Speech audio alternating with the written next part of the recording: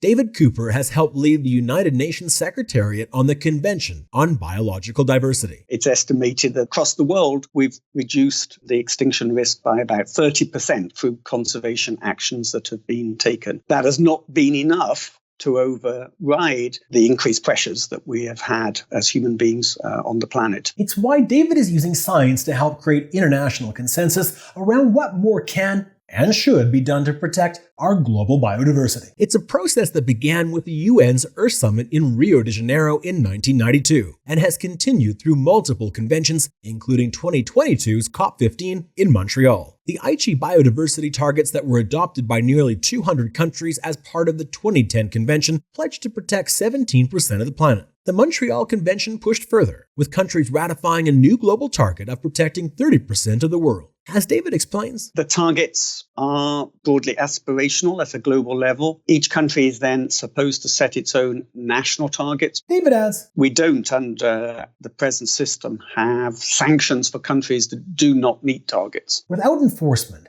why have global goals for biodiversity stewardship at all? David says, internationally agreed targets can be a focus for that kind of action. Individual governments, individual countries are perhaps more likely to act if they see others acting as well. That's partly just due to peer pressure, but it's also the feeling that if I'm going to take action, then I want to see my neighbour also taking action. And so it's one of the reasons why international cooperation on this issue is important. The other reason? David believes international goals give us a measuring stick with which to understand how are countries doing and how do they add up against the global targets? Do we need to increase the ambition? And those ideas are now being explored under the Convention on Biological Diversity. Is there ambition to increase our targets for stewardship of biodiversity? There is a lot of discussion, yes, about increasing from the present target on land of 30% and perhaps eventually 50%. Whether you agree or not that our global ambition has fallen short, met, or gone too far in addressing the science of biodiversity, there is something we need to realize about global treaties, as David reminds us. In terms of the success of those, we've seen variable success. We will look to learn from the lessons of both the successes and the failures of earlier targets. Which is why good stewardship is so often just good citizenship. It comes down to making thoughtful decisions as individuals and as a nation to aid biodiversity everywhere. As long-serving BC Cabinet Minister Mike Farnworth tells us, you can make a difference. We can use local scientific research and traditional knowledge to understand what needs to be done for biodiversity here at home, and then do our part to weigh that information alongside our nation's ethics, economics, and politics to make better decisions in Canada and beyond.